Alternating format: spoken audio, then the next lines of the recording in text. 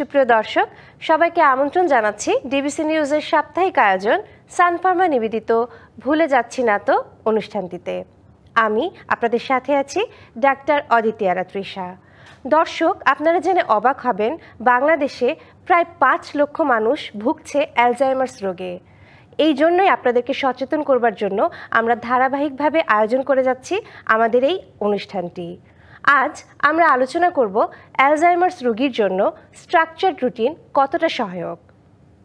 আলোচনা করবার জন্য আমাদের মাঝে স্টুডিওতে আছেন নিউরোমেডিসিন, মেডিসিন ও পুষ্টি বিশেষজ্ঞ অধ্যাপক ডাক্তার রফিকুল ইসলাম।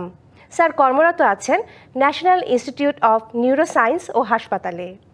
আসসালামু আলাইকুম স্যার, আপনাকে স্বাগত জানাচ্ছি আমাদের আজকের এই অনুষ্ঠানে। আপনাকে ধন্যবাদ।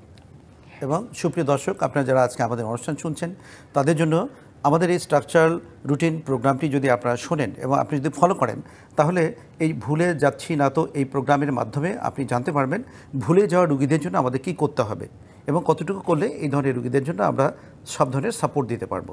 আশা করি আমাদের প্রোগ্রাম আপনাদের ভালো লাগবে এবং সহায়ক হবে। ধন্যবাদ স্যার।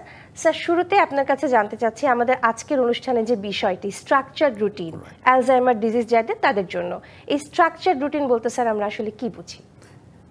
ধন্যবাদ আপনাকে এই প্রশ্ন করবার জন্য। অ্যাকচুয়ালি আলজাইমার ডিজিজ এক ধরনের কিন্তু নিউরো ডিজেনারেটিভ ডিজঅর্ডার। এখানে কি হয়, প্রোগ্রেসিভ নিউরো ডিজেনারেশন হয়। এই নিউরো ডিজেনারেশনটা কেন হচ্ছে? নিউরো ডিজেনারেশনটা হচ্ছে এখানে কিছু প্রোটিন অ্যাকুমুলেশন হয়, অ্যামাইলয়েড প্রোটিন অথবা টাউ প্রোটিন। এগুলো ব্রেনের সেলগুলোর উপর ডিপোজিশন হলে পরে এখানে ব্রেন সেলগুলো ইরিভার্সিবল ড্যামেজ হয়ে যায়। অ্যাজ এ রেজাল্ট কী হয়, তার short term memory, long term memory দুটোই ইন্টারাপ্টেড হয়ে যায়। তো এই ধরনের রোগীদেরকে আমরা যদি একটা স্ট্রাকচারাল ফ্রেমওয়ার্কের মধ্যে নিয়ে আসতে পারি, যেমন ধরুন তাকে যদি আমরা ডেইলি রুটিন একটা ডায়েরি করে দিতে পারি, তাকে আমরা ডেইলি এক্সারসাইজের মধ্যে নিয়ে আসতে পারি, তাকে একটা ডেইলি স্ট্রাকচার্ড রুটিন অনুসারে ওষুধ খাওয়াতে পারি, তার যদি আমি নার্সিং কেয়ারটা ঠিকমতো দিতে পারি, কেয়ার গিভার সার্ভিসটা ভালো দিতে পারি, তাকে যদি আমি গান অথবা মিউজিক অথবা অন্য ধর্মাবলম্বী যে আছে সেই ধর্ম অবলম্বীর যদি কোনো একটা তাকে একটা প্র্যাকটিসের মধ্যে নিয়ে আসতে পারি, তাহলে দেখা যাবে আমাদের এই কাজগুলো অনেক সহায়ক হবে এবং এই পেশেন্টের এর সঙ্গে ট্রিটমেন্ট যখন আমরা চালু করব তাহলে এটা অনেকটা বেশি সহায়ক হবে। এবং আগেই বলে রেখেছি, এটা নিউরো ডিজেনারেটিভ ডিজিজ, সম্পূর্ণ ভালো হয়ে যাবে না, কিন্তু আমরা ডিজিজ প্রোগ্রেশনটাকে কিছুটা হোল্ড করে দিতে পারি, তাকে ডেইলি অ্যাক্টিভিটি অফ লাইফের মধ্যে রেখে দিতে পারবো। স্যার, তার মানে স্ট্রাকচার রুটিন বলতে আমরা বোঝাতে চাচ্ছি যে প্রতিদিন একই সময়ে একই কাজটা তাকে করতে হবে।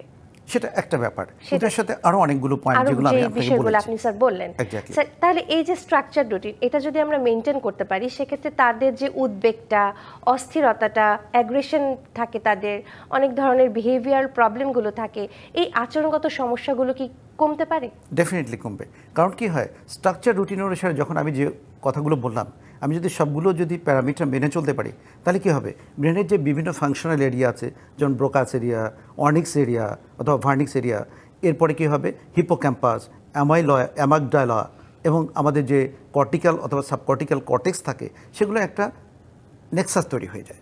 এই প্রত্যেকটা জিনিস যখন স্টিমুলেটেড হয়, যখন কম্বাইন্ডলি কাজ করবে, তখন কিন্তু দেখা যাবে আমাদের প্রত্যেকটা ব্রেনের সবকিছু একটা নেটওয়ার্কের মতো এক্স্যাক্টলি একটা নেটওয়ার্কের মধ্যে চলে আসে। যখন এই নেটওয়ার্কটা সঠিকভাবে কাজ করবে, সম্মিলিতভাবে, তখনই এই প্রোগ্রেশনটা আরো ধীর হবে। এক্স্যাক্টলি স্যার, আপনি কতগুলো কিছু ওষুধও লাগবে। অবশ্যই স্যার, আপনি কতগুলো কথা বলেছেন, যেমন স্যার এক্সারসাইজের কথা বলেছেন, সঠিক নিয়ম অনুযায়ী হাঁটার কথা বলেছেন, যোগার কথা বলেছেন, এগুলো স্যার কতটুকু উপকারী? এর প্রত্যেকটা কিন্তু ইন্ডিভিজুয়ালি একটা বেনিফিট আছে। আমরা যদি ইন্ডিভিজুয়ালি আলোচনা করি তাহলে কিন্তু এটা আরো ডিটেইলিং করা যেতে পারে আর কি। যেমন স্যার যদি যোগার কথা যদি বলি, যেমন ধরেন এক্সারসাইজ অথবা যোগার যদি আমরা করি, অনেকগুলো রিসার্চ এটা প্রুভড হয়েছে, যদি কোনো মানুষ এভরিডে 30 to 35 মিনিট সে যদি মাইল্ড টু মডারেট গতিতে ওয়াকিং করে অথবা সে যোগা করে অথবা সে যদি অন্য কোনো গ্রুপ এক্সারসাইজ করে থাকে, তাহলে তার অনেকগুলো বেনিফিট আসে। যেমন বেনিফিট আসবে, তার ব্রেনের সার্কুলেশনটা বেড়ে যায়, ব্লাড সার্কুলেশন হলে পরেই তো তার নিউট্রিশন যাবে, ব্লাড সার্কুলেশন বাড়লেই তো তার ফ্রি রেডিক্যাল ক্যাভেঞ্জিং হবে, তার ফ্রি রেডিক্যাল যে ডেটোরিয়েশনটা সেটা কমে যাবে। এরপরে কী হবে, তার দেখা যাবে মুড ইলিভেশন হবে, তার দেখা যাবে অ্যাংজাইটি কমে যাবে, ডিপ্রেশন কমে যাবে, সোশ্যাল অ্যাটমসফিয়ারে সে যখন চলে যাবে তখন তার দেখা যাবে সোশ্যাল বিহেভিয়ারটা চেঞ্জ হবে। অ্যাজ এ রেজাল্ট কী হবে, ফিজিক্যাল, মেন্টাল এবং সোশ্যাল ওয়েলবিং সে ফিল করবে। আর এগুলো তো স্যার গবেষণাতেও প্রমাণিত যে যে কোনো নিউরোডিজেনারেটিভ ডিজিজের ক্ষেত্রে এক্সারসাইজ খুব মেজর একটা রোল প্লে করে। Very very applicable. খুব সুন্দর একটা তথ্য দিলেন স্যার আমাদেরকে। স্যার আপনি আরো বলেছেন যে যদি হালকা বাদ্যযন্ত্রের শব্দ অথবা হালকা কোনো মিউজিক তাদেরকে শোনানো যায়, গান শোনানোর কোনো ব্যবস্থা করা যায়, এটাও স্যার ব্রেইনের ক্ষেত্রে অনেক উপকারী। It's a very good question. কারণ কি এই যে হালকা মিউজিক অথবা গান বা বাদ্যযন্ত্র কি হয় এখানে আপনার নিউরোভাস্কুলার সিস্টেম, নিউরোলজিক্যাল সিস্টেম, যেমন এখানে কি হয়, এখানে হিপোক্যাম্পাস এবং কর্টিক্যাল যে কর্টেক্স অথবা একটা নিউরোলজিক্যাল যে নিউরোপ্লাস্টিসিটি, এগুলো স্টিমুলেটেড হয়। স্টিমুলেটেড হলে কি হবে, তার দেখা যাবে পুরনো স্মৃতিগুলো সে ফিরে পাবে, তার যে স্মৃতিটা আছে সেটা শার্পেন হবে। এর সঙ্গে কি হবে, তার কিছু স্ট্রেস কমে আসবে। স্ট্রেস কমে আসলে কি হবে, স্ট্রেস হরমোন রিলেটেড যে বডির যে ডেট্রিমেন্টাল ইফেক্ট সেটা কমে যাবে। অ্যাজ ওয়েল অ্যাজ কী হবে, তার সেরোটোনিন এবং ডোপামিন সিক্রেশনটা বেড়ে যাবে। তাহলে কী হবে, পেশেন্ট কুল ক্লেম হয়ে যাবে। তাহলে পরে দেখা যাবে তার এই সমস্ত জায়গায় তার টোটাল সিস্টেমটাই এটা ডেভেলপ করবে। প্রোগ্রেশনটা যেমন ডিজিজটাকে হোল্ড করে যাবে, যেটা আছে সেটা থেকে সেটা ওয়েলবিং ফিলিং একটা অ্যাপ্রোচে চলে আসবে, খুব ভালো লাগবে এবং তার যে আচরণগত সমস্যাগুলো সেগুলো অনেক ক্ষেত্রে কমে যাবে। তার যে ইরিটেবিলিটি গুলো থাকে, তার যে অ্যাগ্রেশন গুলো থাকে সেগুলো কমে যাবে। এটাও খুব সুন্দর একটি তথ্য দিলেন স্যার আমাদেরকে। স্যার আরেকটা কথা আমরা খুব শুনি যে অ্যালজাইমার্স ডিজিজের যারা আছেন তাদেরকে বলা হয় যে আপনারা ডায়েরি লিখবেন, ডায়েরি লিখে রাখবেন, এটা নাকি তাদের মেমোরিকে শার্প করতে অনেক সহায়তা করে। এটা কতটুকু সত্য স্যার? ডায়েরি লিখলে অ্যাকচুয়ালি কী হয়, ডায়েরিতে সে কী লিখবে, সেটা ডেইলি রুটিন অ্যাক্টিভিটিটা লিখবে, এখন সে কী করতে চায় সেটা লিখবে, তার ফিউচার যদি কোনো প্রজেকশান থাকে, তার যদি কোনো প্রেডিকশান থাকে সেটা সে লিখবে। প্রেজেন্টটা লিখলে তার কী হবে, যেমন আমি সকালে কী করব, আমি সকালে উঠে ব্রাশ করব, আমাকে ট্রাউজার পরতে হবে, এক্সারসাইজে যেতে হবে, সেটা ডায়েরি লিখলো। ডায়েরি তো সে লিখলো, তার মেমোরিতে চলে গেল, হ্যান্ড এক্সারসাইজ হবে, তার হ্যান্ড প্র্যাকটিসটা ভালো হবে, তার এর সঙ্গে কিছু এক্সারসাইজ হয়ে গেল। এরপরে কী হবে, ফিউচার প্ল্যান তার কী আছে, সে ফিউচার প্ল্যান সে চিন্তা করবে আগামীকাল আমি কক্সবাজার বেড়াতে যাব। এই যে সে কক্সবাজার বেড়াতে যাবে এটা সে ডায়েরিতে লিখে রাখলো, এটা তার মনের মধ্যে একটা অন্যরকম একটা ভালো লাগা কাজ করবে, তার নিউরোপ্লাস্টিসিটি বাড়বে, তার ব্রেনের মধ্যে এটা দেখা যাবে স্ট্রেস কমে আসবে। একটু আগে যেমনটা বললাম, স্ট্রেস কমে আসলে তার স্ট্রেস হরমোন রিলেটেড যে ডেটোরিয়েশন অফ দ্য বডি, আবার অনেক ক্ষেত্রে স্যার এটা তো কেয়ার গিভারদেরও তো একটু মানসিক চাপটা কমাবে, কেয়ার গিভারদেরকে অনেকটা হেল্প করবে। সে যখন ডায়েরিটা লিখবে সে কোনো একটা জায়গায় হয়তো কেয়ার গিভারের সাথে গল্প করবে, গল্প করতে গিয়ে ডায়েরিতে তার কেয়ার গিভারের কথাটাও লিখতে পারবে। সেক্ষেত্রে তার এটা কিন্তু সোশ্যাল বন্ডিংটাও একটু স্ট্রং বা স্ট্রেংথেনিং হবে। মানে এটার অনেকগুলো উপকারিতা আমরা পেয়ে গেলাম। স্যার আরও বলা হয় যে এই ধরনের রোগীদের সঙ্গে পুরনো ছবির অ্যালবাম নিয়ে বসতে, তাদেরকে একটু দেখাতে যে তারা কেমন ছিল, পুরনো স্মৃতিগুলোকে একটু ঝালাই করতে, এটা স্যার কতটুকু উপকারী? যেমন একটা অ্যালবামে কি ছবি থাকে, সাপোজ একজন ভদ্রলোক একসময় সচিব ছিলেন, এখন ওই ছবিটা যদি তাকে দেখা যায় যে সে মিনিস্ট্রিতে গিয়ে, সে সচিবালয়ে গিয়ে সে এই ধরনের অ্যাক্টিভিটি করতো, এখন তো সে অনেকটাই ভুলে গিয়েছে। ওই স্মৃতিটাকে কিন্তু তাকে পুরনো সব স্মৃতিটাকে মেমোরিতে নিয়ে আসবে। পুরনো স্মৃতিটা যখন তার ভালো লাগবে তখন তার কী হবে, সেলফ কনফিডেন্ট বাড়বে। Once upon a time I was the secretary, তার আত্মবিশ্বাসটা অনেক বেশি বেড়ে যাবে, সেলফ কনফিডেন্ট বাড়বে, তারপরে সেলফ আইডেন্টিফিকেশন বাড়বে, অ্যাজ ওয়েল অ্যাজ তার মধ্যে ভালো লাগা তো কাজ করবেই নিঃসন্দেহে।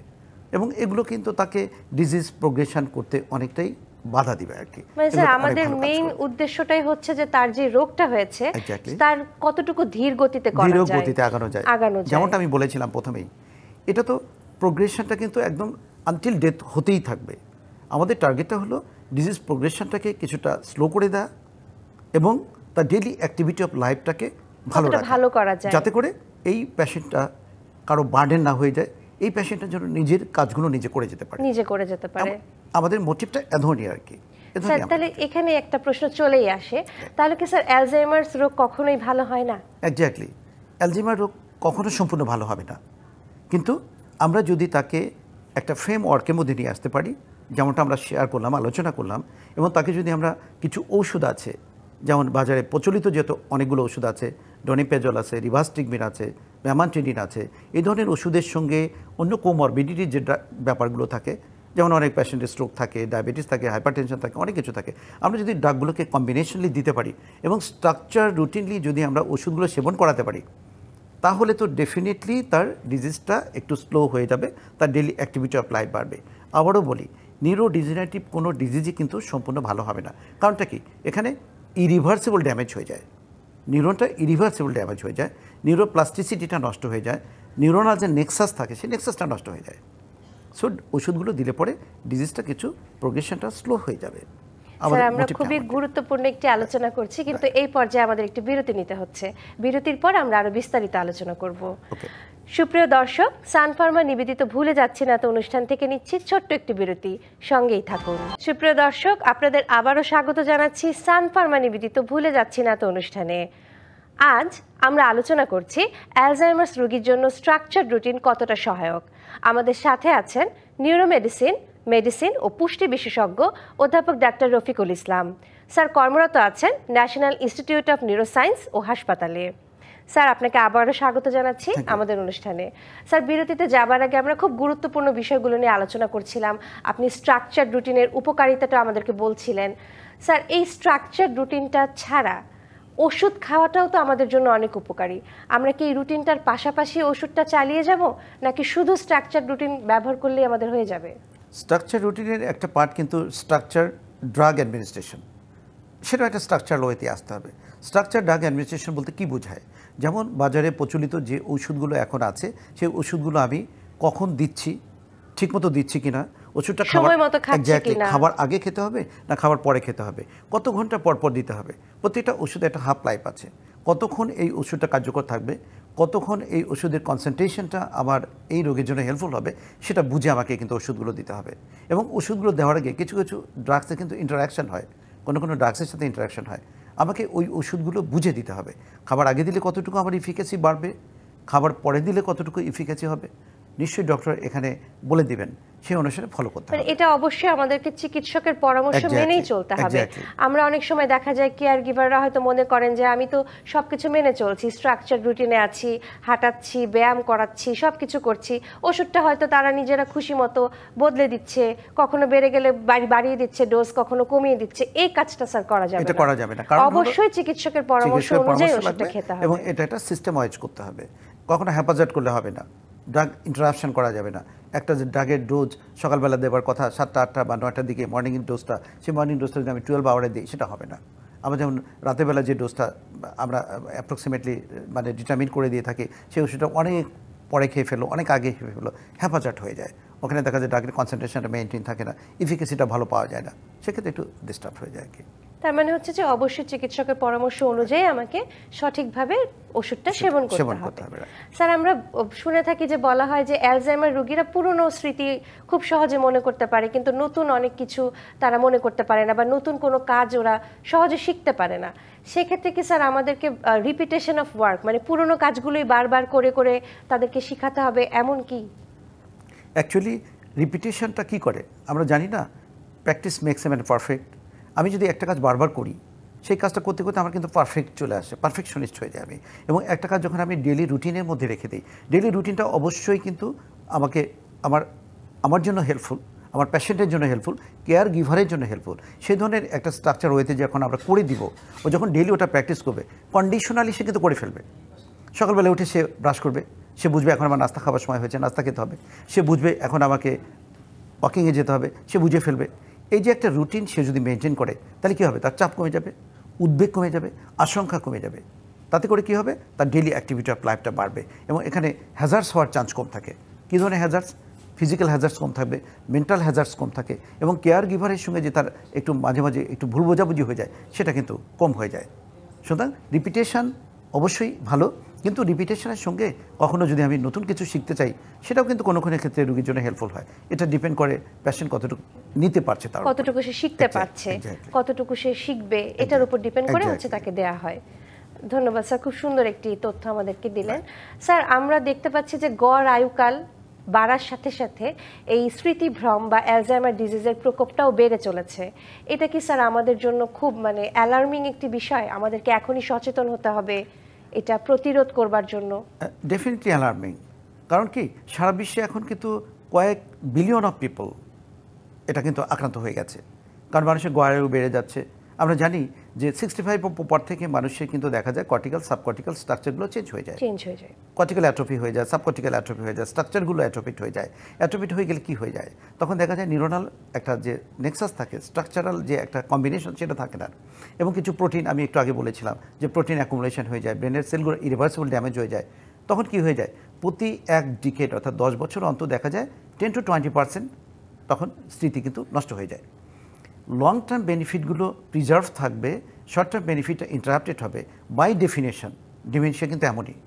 তাহলে সেক্ষেত্রে কী করতে হবে, আমাদের অ্যালার্মিং হতে গেলে আমাদের কী করতে হবে, এই কাজগুলো যেমন আমাদের যখন আমি প্রতিটা জীবনের প্রতিটা স্টেপে যদি আমি সিস্টেম ওয়াইজে মেনে চলি, অর্থাৎ আমার যে ডিজিজ থাকবে ডিজিজটা যদি আমি ভালোভাবে কারেকশন করি, আমার নিউট্রিশন যদি মেনটেন করে থাকি, এক্সারসাইজ যদি আমি ঠিকমতো করে থাকি, আমি যদি আমার দেখা যায় যে কাজগুলো আমরা বললাম এই কাজগুলো আমরা রুটিনলি ফলো করে থাকি, নিউট্রিশন, ডায়েটিং, ড্রাগস সবগুলো যদি আমরা মেনটেন করে থাকি এবং মরবিডিটি যেগুলো আছে সেগুলো যদি ভালোভাবে ট্রিট করে থাকি, তাহলে কিন্তু দেখা যাবে আমার বয়স বেড়ে গেলেও অনেক সময় এই আলঝেইমারের প্রকোপ থেকে বেঁচে যাওয়া যাবে। অর্থাৎ এটা 3টা গ্রেড আছে, mild, moderate, severe. Mild degree হলে আমাদের খুব একটা বেশি কষ্ট হয় না, মডারেট হলেও কিন্তু আমরা টিকে যেতে পারি, সোশ্যাল অ্যাক্টিভিটিতে খুব একটা সমস্যা হয় না। কিন্তু যখন সিভিয়ার গ্রেডে চলে যায় তখন কিন্তু এটা সমস্যা হয়ে যায়। সিভিয়ার গ্রেডে কখন চলে যায়, যখন এই যে কোনো কম্বিনেশন থাকে না, হ্যাভাজার্ড লাইফ লিড করে, কোমরবিডিটিগুলো ভালো ট্রিট করছে না, তার প্রবলেম হচ্ছে কিন্তু সে ডক্টরের শরণাপন্ন হচ্ছে না, সেই সময়গুলোতে কিন্তু সিভিয়ার স্টেটের দিকে চলে গেলে অনেক সময় দেখা যায় পুরো পরিবার অসহায়ত্ব ভোগ করে থাকে, সমাজের জন্য একটা বার্ডেন হয়ে যায়। তার মানে এটা আমাদের হাতেই আছে যে আমরা সিভিয়ারের দিকে যাব, পুরোটা না, অনেকটা আমাদের হাতে আছে। এক্স্যাক্টলি। জি স্যার। স্যার আরেকটা বিষয় আপনি শুরুতে বলেছিলেন যে অ্যালজাইমার রোগ কিন্তু পুরোপুরি ভালো হয় না, আমরা যতটুকু পারবো এটাকে উন্নত জীবনযাত্রা দেবার জন্য যতটুকু করা যায় ততটুকু আমরা করতে পারবো। এই করার ক্ষেত্রে পরিবার এবং সমাজের কি ভূমিকা থাকতে পারে? পরিবার এবং সমাজ তো একেবারেই একটা সুন্দর সেতুবন্ধন। পরিবার কি হেল্প করতে পারে, পরিবারের প্রত্যেকটা কম্পোনেন্ট যদি এই ধরনের একটা অ্যালজাইমার রোগীদের প্রতি সহানুভূতিশীল হয় এবং সে যদি তার দিকে কেয়ার দিচ্ছে, এই কথাটা যদি পেশেন্ট বুঝতে পারে, তার জন্য অনেকগুলো ভালো লাগা কাজ করে। পারিবারিক বন্ডিং থেকে কিন্তু এটা চলে আসে। সামাজিকভাবে কি করা যেতে পারে বা রাষ্ট্রীয়ভাবে কি করা যেতে পারে, সমাজে কি কাজ করা যেতে পারে, সমাজে যেমন একটা এক্সারসাইজ ক্লাব করে দেওয়া যেতে পারে, এই ধরনের বয়স্ক রোগীদের জন্য একটা মেডিকেল টিম করে দেওয়া যেতে পারে, ফ্রি মেডিকেল একটা ক্যাম্প করে দেওয়া যেতে পারে, তাদের জন্য ওষুধের ভালো ব্যবস্থা করে দেওয়া যেতে পারে, তাদের সোশ্যাল সিকিউরিটির ব্যবস্থা করা যেতে পারে। এগুলো সমাজ যেমন করতে পারে, রাষ্ট্রও কিন্তু করতে পারে। এবং এটা করলে কিন্তু অনেক ক্ষেত্রে দেখা যাবে যে অ্যালজাইমার রোগের যে প্রোগ্রেশন রেটটা সেটাও আমরা কমিয়ে আনতে পারবো আমরা ডেফিনেটলি। ধন্যবাদ স্যার এই গুরুত্বপূর্ণ তথ্যটা দেওয়ার জন্য। স্যার আমাদের দর্শকদের জন্য যদি আপনার কিছু বলবার থাকে। দর্শকদের জন্য একটু বক্তব্য হলো, আমি দু কথা একটু বলে দিই।